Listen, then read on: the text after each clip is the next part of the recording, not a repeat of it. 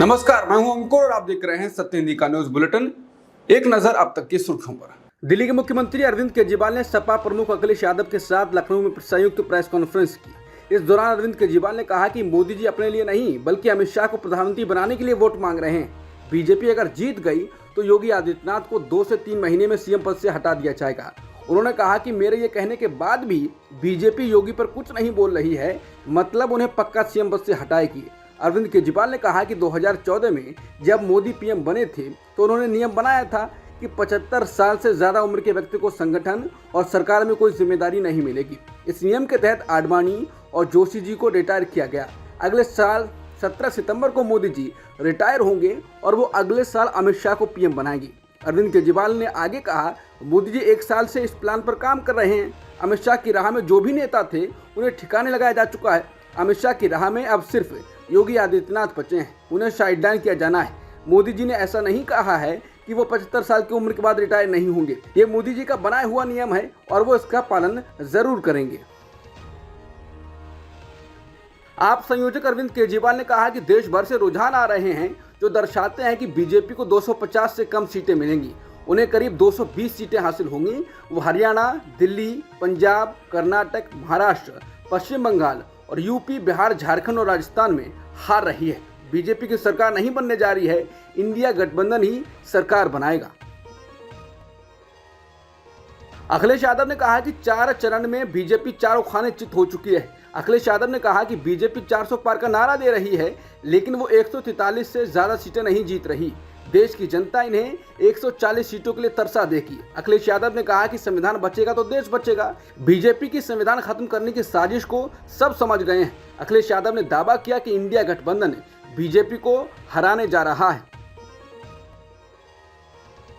दिल्ली के मुख्यमंत्री अरविंद केजरीवाल ने सपा प्रमुख अखिलेश यादव के साथ एक साझा प्रेस वार्ता की। इस दौरान मीडिया ने स्वाति मालीवाल पर भी एक सवाल पूछ लिया, जिस पर अरविंद केजरीवाल ने कोई जवाब नहीं दिया। फिर अखिलेश यादव ने अपनी जेब से कागज निकालते हुए कहा कि इस देश में और भी दूसरी जरूरी चीजें हैं और वो फिर दूसरे मुद्दे पर बात करने लगे।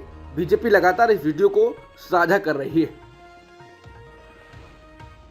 आप सांसद स्वाति मालीवाल को मुख्यमंत्री अरविंद केजरीवाल को सीएम आवास पर पीटने के आरोपी वैभव कुमार को बुधवार 15 मई को लखनऊ एयरपोर्ट पर केजरीवाल के साथ देखा गया।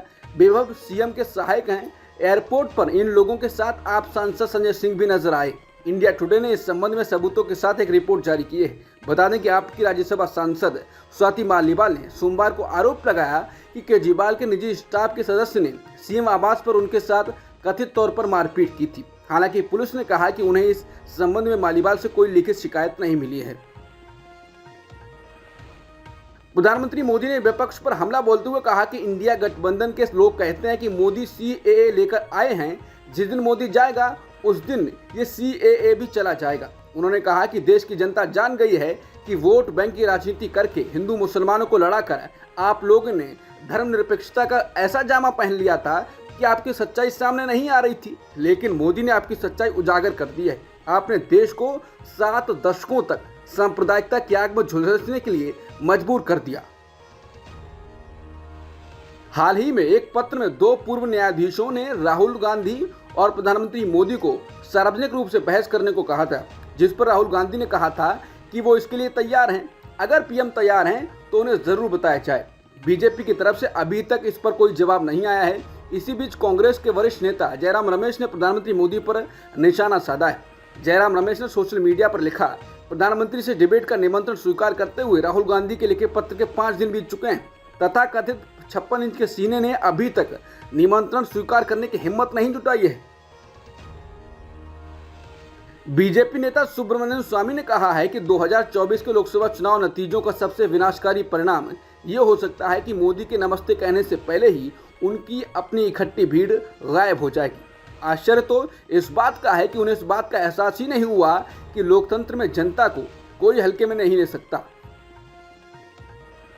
श्याम रंगीला का नामांकन खारिज कर दिया गया है। इसके बाद उन्होंने कहा है कि आयोग ने सोच समझकर मेरे और मेरे साथ साथ बाकी 24 से 25 प्रत्याशियों के साथ भी छल किया है। लोकतंत्र में सामान्य नागरिक के चुनाव लड़ने के अधिकार की हत्या कर दी गई है। कुछ लोग हैं जो मुझ पर उंगली उठा रहे हैं, उनको कहूंगा कि आप हिम्मत करिए और जाइए, बाकी प्रत्याशियों से बात कीजिए, वो तो पब्लिसिटी के लिए नहीं आए होंगे। सुप्रीम कोर्ट ने ईडी की तरफ से मनी लॉन्ड्रिंग के मामलों में की जाने वाली गिरफ्तारियों पर बड़ी टिप्पणी की। अदालत ने कहा कि अगर विशेष अदालत ने मनी लॉन्ड्रिंग की शिकायत का संज्ञान ले लिया है तो ED prevention of money laundering act के सेक्शन 19 के तहत मिली शक्तियों का इस्तेमाल कर आरोपी को गिरफ्तार नहीं कर सकती। गिरफ्तारी के लिए ईडी को विशेष अदालत में आवेदन देना होगा। मणिपुर में साल 2023 में हुई हिंसा के कारण कई लोगों को अपनी जान गंवानी पड़ी थी। हालांकि अब मणिपुर में हुई हिंसा को लेकर एक रिपोर्ट सामने आई है। इस रिपोर्ट में विस्थापितों को लेकर चौंकाने वाली जानकारी दी गई है। मणिपुर हिंसा के कारण 67,000 लोगों को अपने घर छोड़ने पड़े। अंग्रेजी वेबसाइट इंडिया टुडे ने जिनेवा के इंटरनल डिस्प्लेसमेंट मॉनिटरिंग सेंटर के हवाले से बताया कि साल 2023 में हिंसा के कारण दक्षिण एशिया में लगभग 69,000 लोग विस्थापित हुए, जिनमें से अकेले मणिपुर में 67,000 लोगों को विस्थापित होना पड़ा। भारत के प्रधानमंत्री नरेंद्र मोदी ने स्लोवाकिया के पीएम रॉबर्ट फिको पर हुए हमले की निंदा की। पीएम मोदी ने सोशल मीडिया प्लेटफॉर्म एक्स पर पोस्ट किया, स्लोवाकिया के पीएम रॉबर्ट फिको पर गोली लगने की खबर से गहरा सदमा पहुंचा है। इस कायरतापूर्ण हमले की कड़ी निंदा की जाती है। रॉबर्ट फिको के जल्द स्वस्थ होने की कामना की जाती है। इस मुश्किल घड़ी में भारत स्लोवाकिया के लोगों के साथ है। रूस के राष्ट्रपति व्लादिमीर पुतिन 2 दिन के दौरे पर चीन पहुंच गए हैं। पुतिन 2 दिन के दौरे के दौरान चीन के राष्ट्रपति शी जिनपिंग से मुलाकात करेंगे। पुतिन और शी जिनपिंग की मुलाकात पर पश्चिमी देशों की नजर है।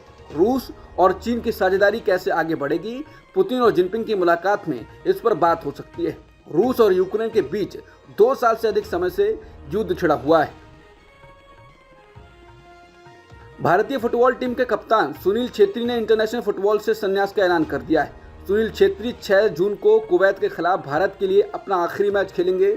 सोशल मीडिया प्लेटफॉर्म एक्स पर वीडियो शेयर करते हुए सुनील छेत्री ने संन्यास की जानकारी दी। भुवनेश्वर में चल रहे फेडरेशन कप 2024 में नीरज चोपड़ा ने गोल्ड मेडल पर कब्जा जमाया है। नीरज चोपड़ा ने 82.27 मीटर का थ्रो करते हुए गोल्ड मेडल अपने नाम किया। अब तक की सुर्खियों में इतना ही। बाकी खबरों के लिए बने रहिए सत्यहिंदी.com के साथ।